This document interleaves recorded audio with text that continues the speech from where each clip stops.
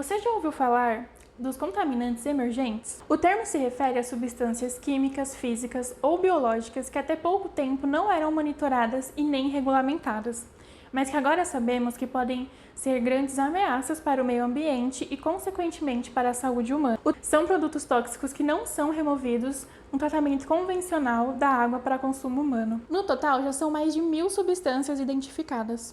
O mais alarmante é que ainda não sabemos quais são os efeitos da exposição prolongada a esses poluentes. Mas uma coisa é certa, eles estão cada vez mais presentes no nosso dia a dia e podem afetar o ecossistema e, consequentemente, a nossa saúde.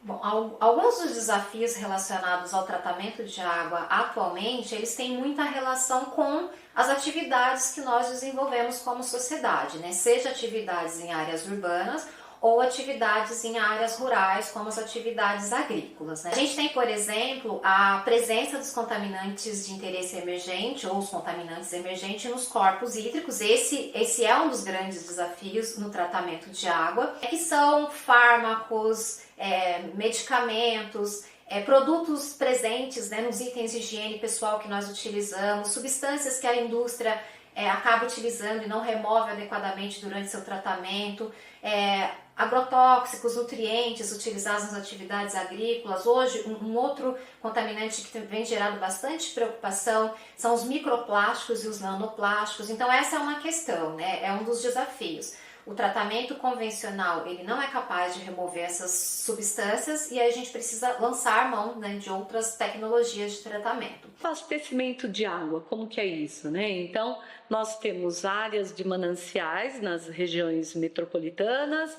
Dessas áreas, a água é coletada, é mandada para uma estação de tratamento de água e ali é feito um tratamento convencional, tá?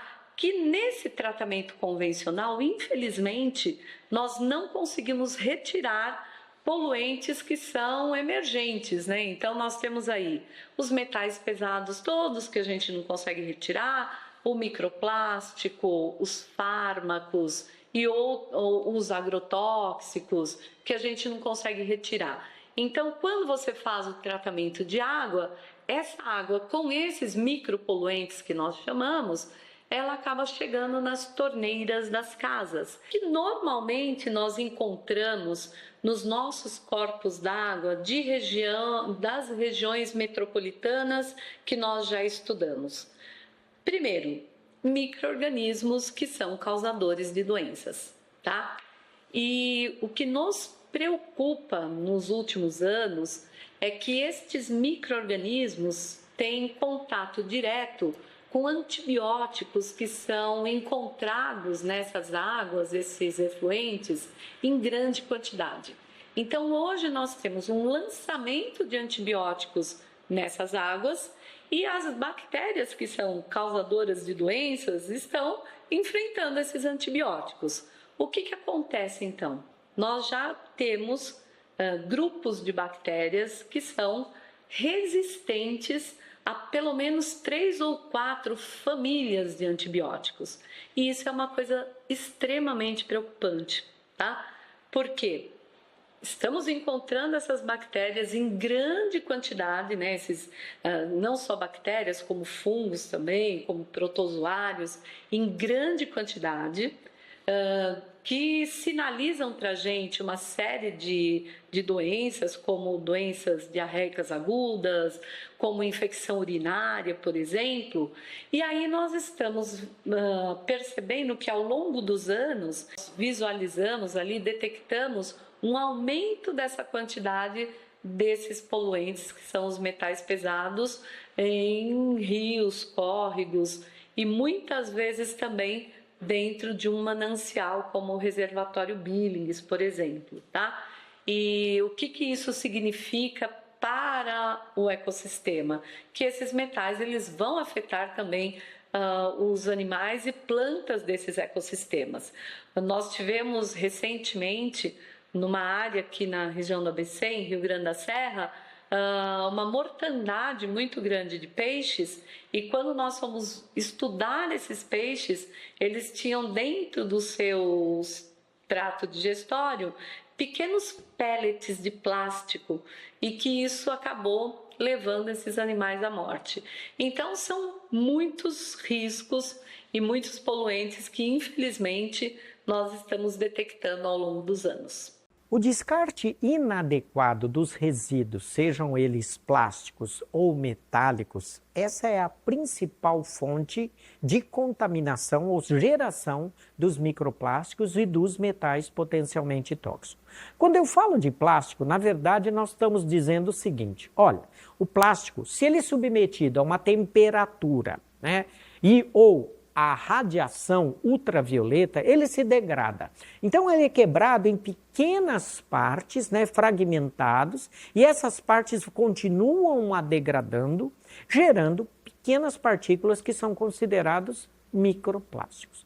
Já os contaminantes metálicos, né, a principal fonte é o descarte inadequado de banhos, de águas residuais do setor produtivo, por exemplo, curtumes, né, galvânicas e outras partículas metálicas que são jogadas no ar e que com a chuva eles são carreados para os leitos dos rios.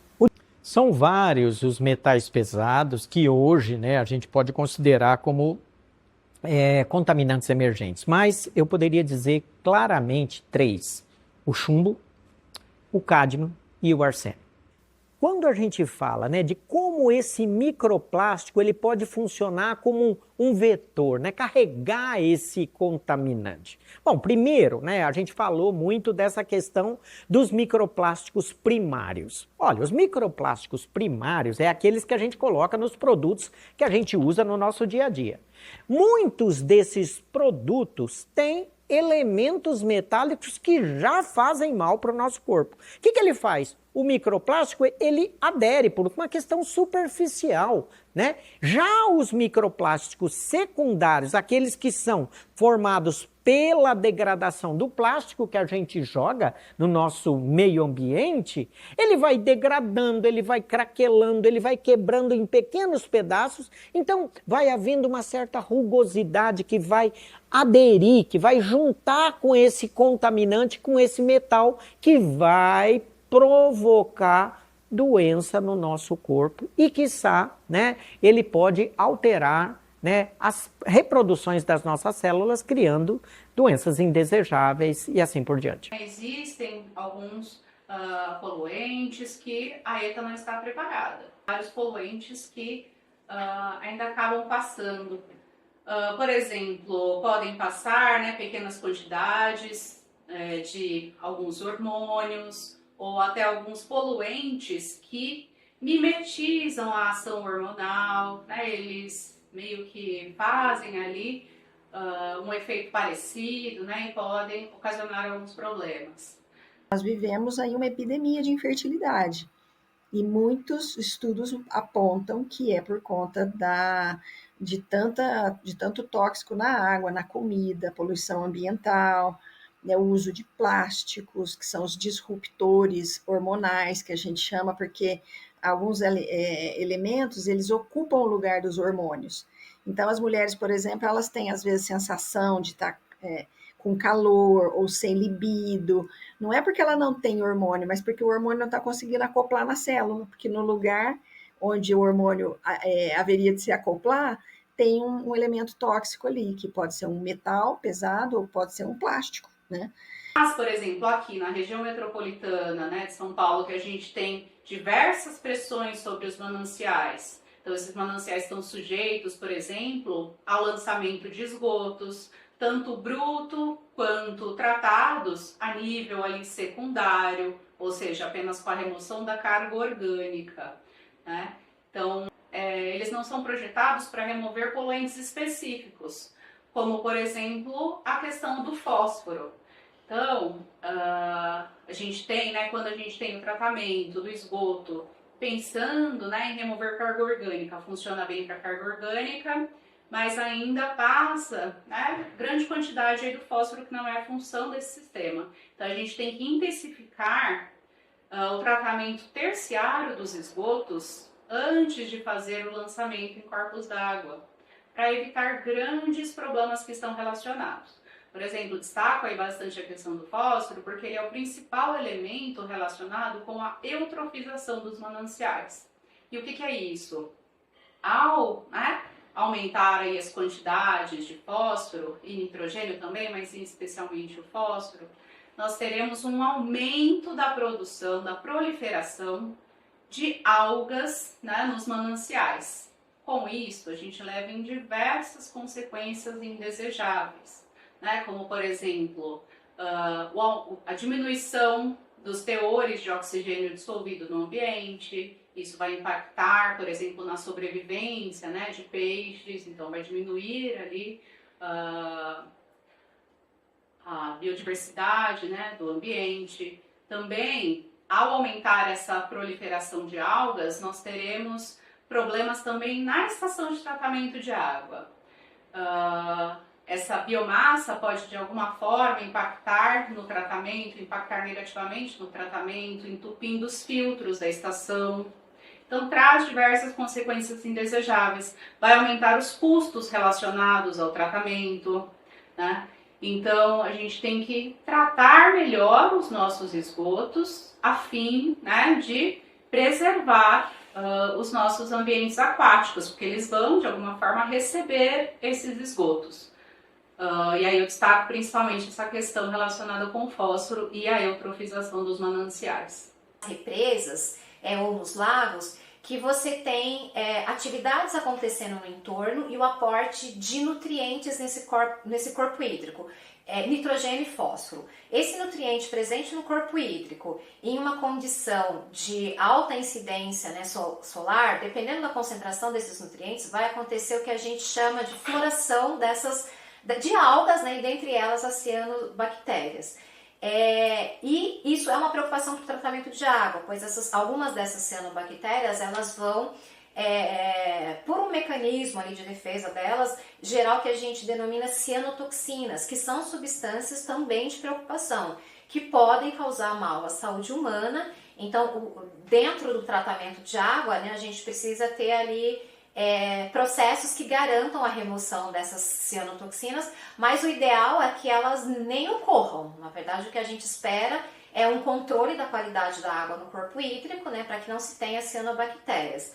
Então, quando a gente usa compostos derivados do cloro, ou o próprio cloro, para a etapa de desinfecção, que é o mais comum que a gente tem nas nossas estações de tratamento, se você tiver algumas substâncias na água, matéria orgânica, por exemplo, pode-se gerar ali algumas substâncias, dentre elas, por exemplo, o trialometano, que também é uma substância que a gente tem que estar sempre monitorando para que ela não esteja presente na água, que vai ser levada para os consumidores, que chega até as casas das pessoas em concentrações que podem, eventualmente, causar uma preocupação e causar mal à saúde humana.